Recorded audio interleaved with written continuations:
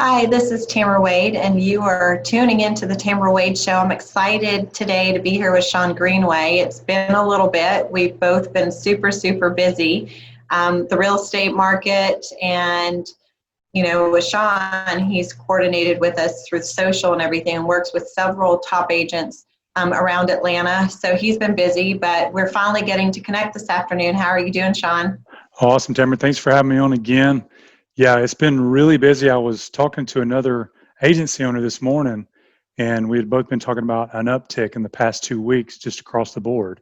And not even just real estate, but real estate probably as well. But um, I think even though the whole mask scenarios and the distancing is going on, I think a lot of people are figuring out how to get back to business as usual, which is good for all of us, right? It's good. I think the challenging thing here in Atlanta right now, or Georgia, some counties are going digital learning. So for realtors, I think that's going to be a little bit tough if they've got kids at home. Typically we stress over holidays and summer, but now, Hmm. they're going to have to contend with that. Some advice I would give would be to try to come up with like a kind of like a co-op of like your friends, realtor agents, and maybe hire somebody that can come Hmm. in and oversee maybe two or three kids that are doing their schoolwork. So they're in front of their laptops, but then there's somebody there that can Yeah. oversee them. Because it's expensive. It's not easy to have somebody at home full time and being an Yeah. independent contractor and all that kind of stuff. So it's going to be challenging. And then my kids, these private schools, most of them are going back, but they have Yeah. less children to worry about and that kind of thing. But it'll be interesting to see how that goes too. So we just have to be prepared and keep our businesses going. But one thing, and I'm kind of going off on a different topic for a second, but I think it's good to talk about, is the expectation that, yes, these kids are going to be out of school, but keeping in mind that you're running a business and that not everybody, all sellers and buyers, are going to be okay with children tagging along Hmm. when you're out working, or is it good for the kids because they've got to be tuned into their school, in front of monitors all day long. So we start school back like 2 to 3 weeks. I mean, people have really got to start thinking about this and getting really serious because this only came out like last week for most. Yeah, I know. And I was meeting earlier with somebody, and they said their kids is going back next Monday, and I think maybe that's Paulding County. So Mhm. counties are different, but you're right. Earlier, what you said, I think you'll see a lot of people get creative, and the ones that can, maybe they'll go get groups and be able to teach them so that the parents can go do what they need to do. So this is a time to be creative in every business. And me and Javier here at the agency, we talk about this every day since COVID happened, is that you can't just stop and give up. Grant Cardone says swim. Keep swimming. Think think about what you can do to not only get through this, but new and creative ways to even grow your business through this. And I think the ones that get creative are definitely going to survive and thrive after all this is said and done. Yeah, for sure. So yeah, creativity. But I'm excited today because I think, wanted to get back to some of the basics Hmm.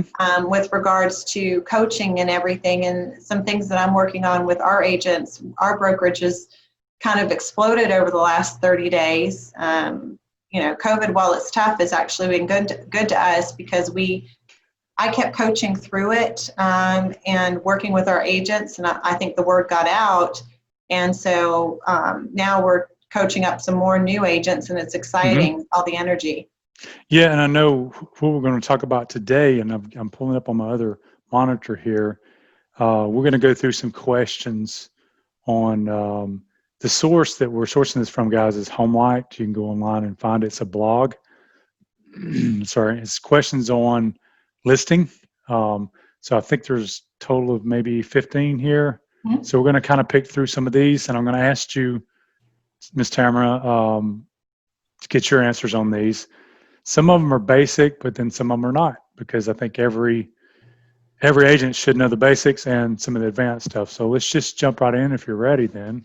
Yeah. Of course, the first one says, can I see your real estate license? That's never not I'm sure you never hear that, but Yeah, and I've never heard it, but I will say this. I think we all assume that sellers see us as licensed, and I don't think we should assume that. I think we should touch on that a little bit in our presentations. It kind of got me thinking, not that I'm out there every day anymore, but I do work here and there with people, but I do coach my agents. mhm. And is to, bring what is the value of being licensed, and letting them know that you went through, a very detailed teaching of the real estate world.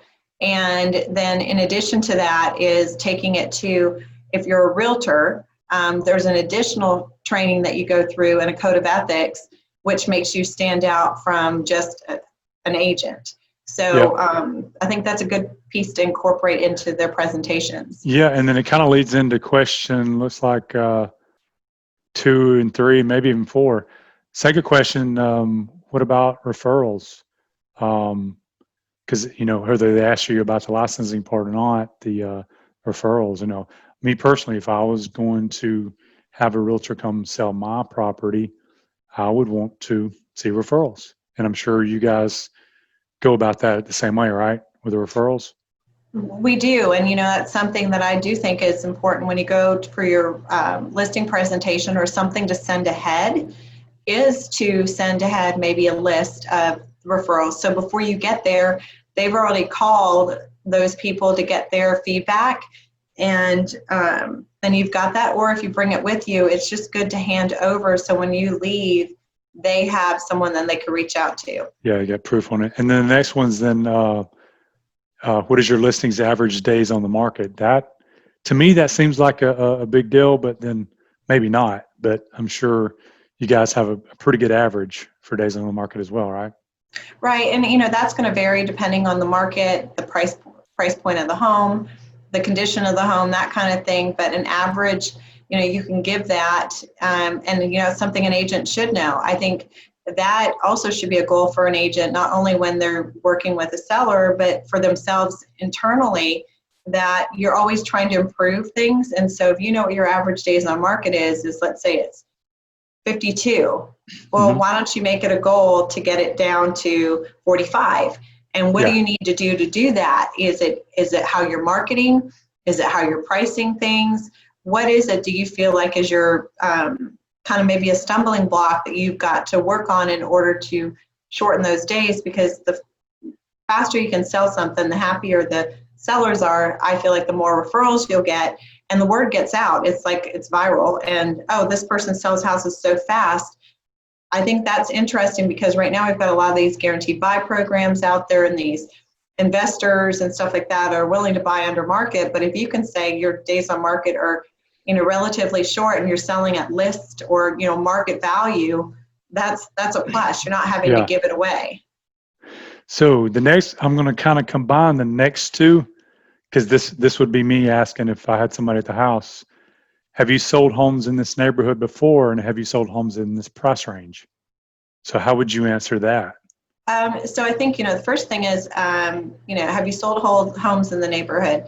And that can vary. I have to say, like, because I represent builders, we go into areas that I know nothing about, like Griffin as an example. We just opened 2 neighborhoods out there, but I was willing to go out, and so was my team, to figure out that area. So even if I don't know the neighborhood, and let's say a seller says that, you want to have a track record showing that you may not have known something, but you went, you figured it out, and you got the home sold. List to price ratio. That's one that you want to know as well. Like, or do you sell an average of 98% of list, or what it is? And the other thing is that's another one you want to know, because you want to get better at that. If you're having let's say you sell 95% of list, well, does that mean that you've got to get tighter on how you're pricing houses? Do you need to take more courses to learn how to do that? What is it that's causing to have that gap? Because that could make a difference in your business. Yeah.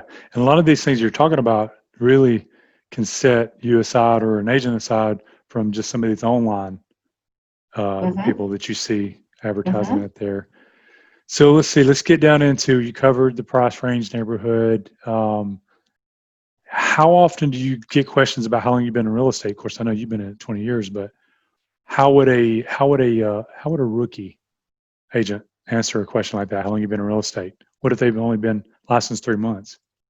So we have that in our brokerage right now. And one of the things that we do is I say, leverage me. So I feel like, an agent's working comes on, let's say with Remax True, powered by Tamra Wade. I'm like, use me however you want to use me in your Yeah. presentation, but that you can say, look, my broker has the #1 new homes team in the state of Georgia. My broker is number 17 in the country. She's been in the business for 22 years. She's got a track record, and she's my support as I get through this, and my sounding board. And I'm like, use it as however you want to use it. Yeah. And that's big for any industry, all the things I've been in before, being on a team, being able to have that leverage of saying, hey, Tamara or so-and-so has been in this business for 20 years. That is huge to be able to use that, because there's a lot of people that start off and they're rookies and they just maybe nervous to be out there. But when you take that pressure off and know that you're with that team, that makes it so much easier. So let's go down here. This is interesting to me. I see this question: are you part-time or full-time? Based on what I know you guys do, I mean, I don't see how anybody does this part-time, but how do they answer that if they've got a job and maybe they are doing it part-time? What's the good answer for that? Well, first of all, I think for a seller, you want to have an agent that's in it full time. Now, there are agents that get into the business and they are part-time trying to get to that full-time status, and a lot of times they struggle.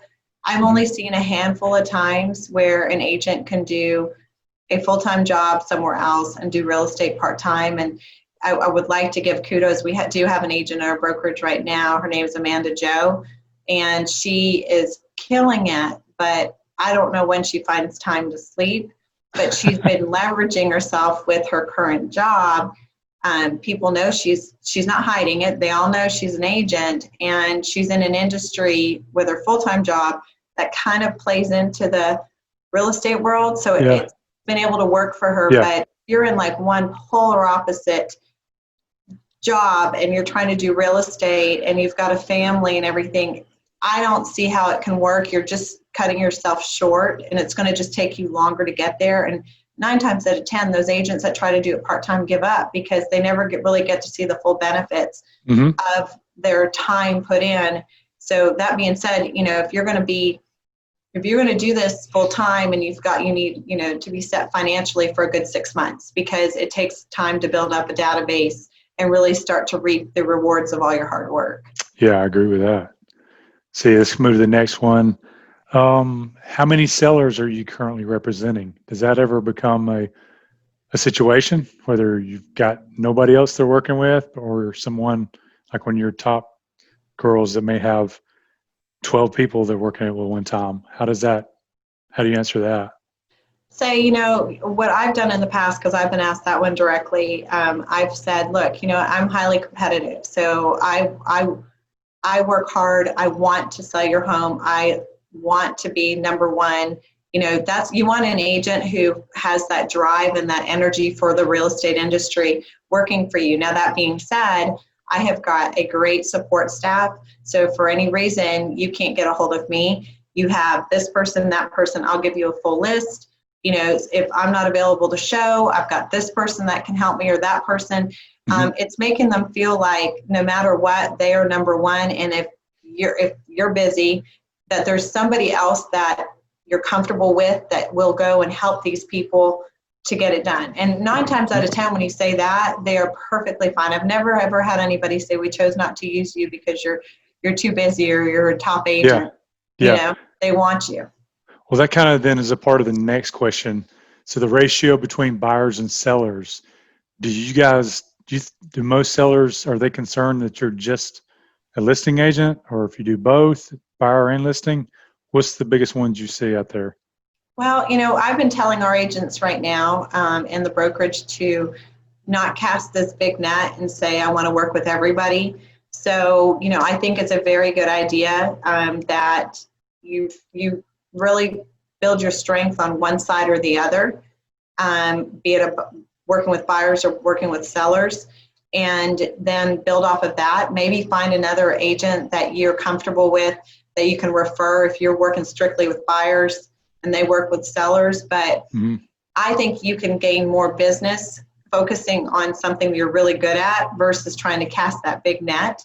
But, I'm one of those, I want it all too. So it's kind of like, where do you balance that out? And it's not the easiest, but I do think, especially new agents, they need to focus on one or the other. They shouldn't try to do it all.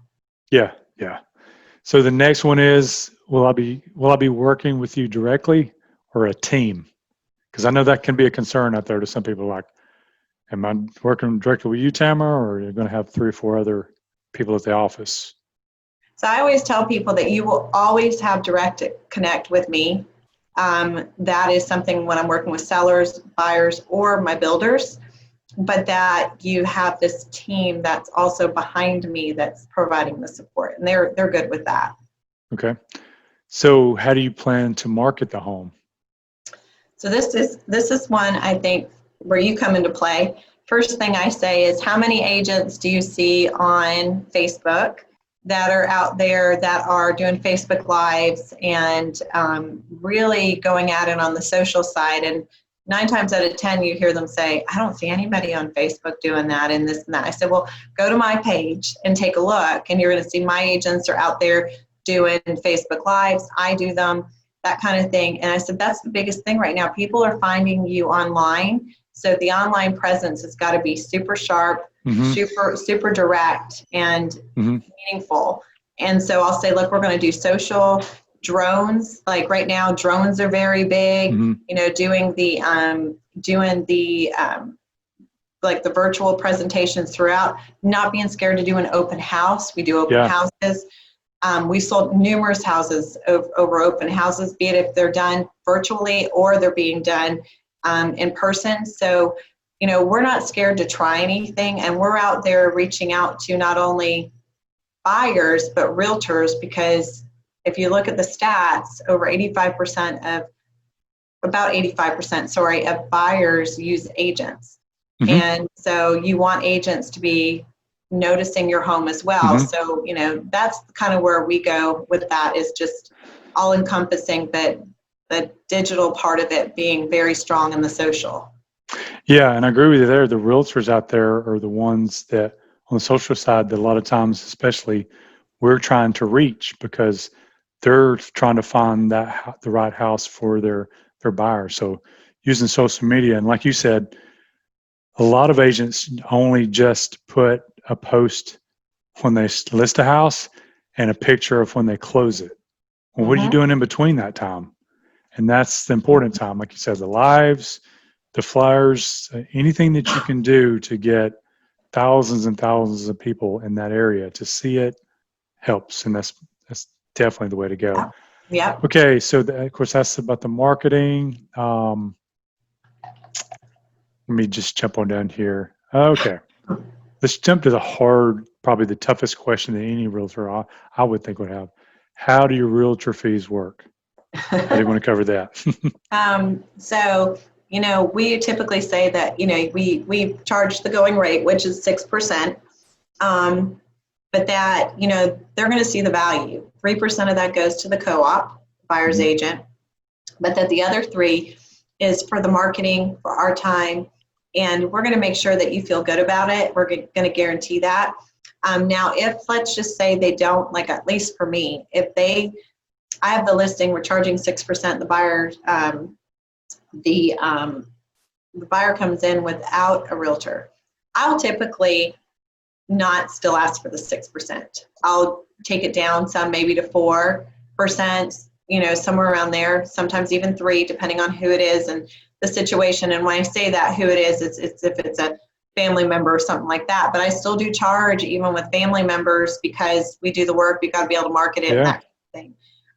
But I work with them. But I am not going to undervalue our work. So I know a lot of agents give away their commission early on, but I believe if you provide the value up front, 9 times out of 10, those people won't have an issue with it. And the ones that do, that's always been a little bit of a red flag for me. That when they're trying to negotiate your commission at the table, that means it's going to happen again 9 times out of 10 when we're negotiating a contract, and maybe we get 500 difference, and they say, well, how about you contribute? And then, you know, so you got to be careful because you kind of open Pandora's box, you know? Yeah. That sounds good, the way you just explained that. So let's go to the last question on here. Well, it's not the last one. There's more than 15. Yeah, we can just pick maybe a couple more. All right, let me handpick here a couple more. Let's see.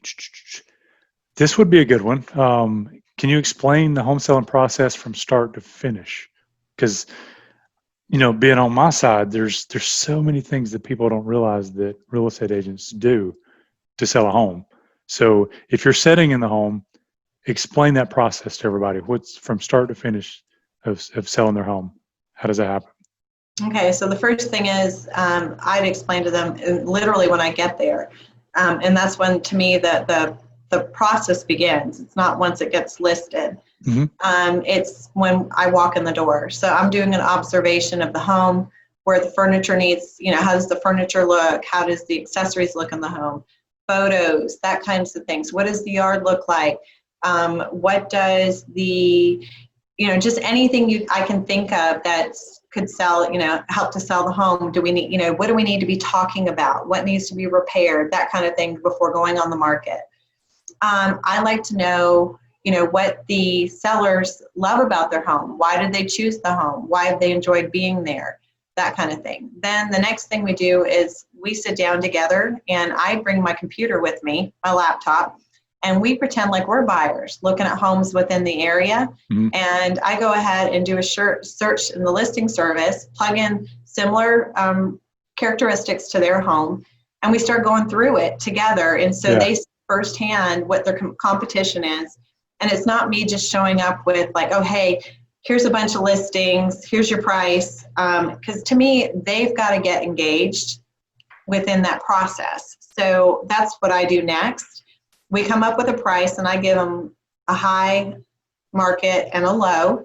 And we talk about it, say, look, once you get on the market, if we're not getting enough feedback within the first 2 weeks, then here's where we probably need to adjust the price to. And we are already talking about that and putting that into their listing agreement. Then I explained to them, like, you know, how does it work? We're going to put a super lockbox on the door. How does that work? Because a lot of people don't know, and they think that people have access to their home. They don't realize how secure those super lock boxes are. You can't pry into them. They're actually unbelievable. They're like a safe. It's crazy. You know, and then how does the showing process work? How do people know when they can come to the house? You know, talking to the sellers about their preferences of, you know, what, you know, how much lead time do they need before somebody gets there? Turning the lights on, making sure you touch on all senses. So I say, make sure you've always got a good smell going on in the home. You've got some light music. You've got all the blinds open. You've got the lights on. You've written a story or something you put in a frame that says, this is why we chose our home, and, you know, like welcoming people. Are there waters and snacks on the counter for them? Because they're exhausted a lot of times going between houses. So making that showing time frame for these people feel good, but then also you got to be careful, because you can't be like so specific that people our agents are like, I don't want to go show that house, because they make it too complicated to see it. Yeah. So we do that, and then you know, we get I say, I don't want to go ahead and put the house on the market till we have photos. We put it on the market, and then what happens from there is, you know, talking about the different processes of the contract, and what does the due diligence mean, and what are the different areas where a buyer can get out due to financing and that kind of stuff. So we talk up front, but then once we get an offer, we work through it together. And then, you know, negotiating the inspection once that comes in, and then, you know, getting to the closing table. So it's a very long process to go through. There's a value there, why that 3% or 6% is there. And once you go through all of that, when you're sitting with somebody, they're like worn out, and they're like, wow, like it's not just throwing a sign in the yard, throwing a lockbox on and being like, see you when it's sold. It doesn't work that way. Yeah. I think you covered most of the other questions except the last one. And this kind of ties into it to finish this up is closing costs, because typically most people think that there's only closing costs maybe for the buyer, but what can a seller see sometimes as far as closing costs at the table? So, here's the thing, like I try to give them an idea of like, they don't realize like taxes. Okay, taxes are prorated. So have you paid your taxes for this year? No. Well, then you're going to owe from the point that January 1st through Mhm. day of closing, explaining to them that, you could be asked to pay something. So, be it a warranty, different things. Also, you have taxes that have to be you have taxes that have to be paid at the closing. You have commissions. Really getting that down to where typically the seller side is not the expensive side, Yeah. but there are fees that they've got, and preparing them for that is really. So I do like a little cheat sheet. You can get them with GAR. There's a form there you can complete out. But I always try to give them like a good idea, even of the overall, like what they would net, because you want them to Mhm. know that up front. Because the last thing you want to happen is you bring them an offer, you've got it listed, it's right at asking or close to, and then you go and you run the numbers at that point with them, and they go, I don't have money to bring to the table, or that's Yeah. not enough. I need more because I need to be able to put Yeah. more in my new house, Yeah. So you need to try to knock all that stuff out, but just gauging the biggest thing I say to my agents is gauge the people's experience of selling homes, and don't just assume because they have sold a home prior to that they know how this works. It may have been Hmm. years and they've forgotten, or maybe find out what their experiences were before so that you can just step up your game wherever needed. Hmm. But it it's fun being a listing agent, but there's a lot to being a listing agent for It sure. sounds like it. Yeah. I didn't know all of the things that you were just talking about. So this is good. This was good today for you to answer a lot of these questions. That was all the ones on the site for here at HomeLight. Anything you kind of want to add to kind of finish it up as far as listings go? No, I think the key thing is that we offer coaching at Remax True. You can always go to our YouTube page, even if you're not with the brokerage. Go to Tamra Wade's YouTube page. We post everything that we do right here, there, or Hmm. we post them on the Facebook pages. So you can always look at the videos on the Facebook pages. I love to coach. I love to teach, and speak to some of our agents, that kind of thing. If you're ever thinking about making a change, we're here. We love to help, and I love to help other agents grow their businesses. So that's really it for me. Yeah, and I was going to say, when you're talking about that, if anybody's interested, that just in the past 2 months, I mean, you've taken on a lot of people, so that's good. Yeah. I mean, you're growing. So the numbers I saw, so you're the number one, the fastest growing one in Georgia for Remax. So we're excited, and we're not doing it. We're not. The crazy thing is we're not out there. I'm not actively out there recruiting. It's happening by word of mouth and Yep. experience, which is awesome to me. And we're bringing on Yeah. great, producing, fabulous agents. And we don't want to get super big. Once we get to a certain point, we'll open another office, because we always want to keep it still very Yeah. Yeah. manageable and very one-on-one as Yeah. much as we can. And what a lot of them don't realize out there, your social presence itself, agents need to make sure that they've got, if anybody's listening, is that you got to have your own page. You got to put stuff out there. You got to go live like your agents do. There's so many things that an agent should do on a weekly basis that gets their brand up there. And that's what you've been doing for years now. And it's paying off because people are, as they say, they're looking over the fence. Yeah, They're trying to find out who you are, and they want to join your team. So that's awesome.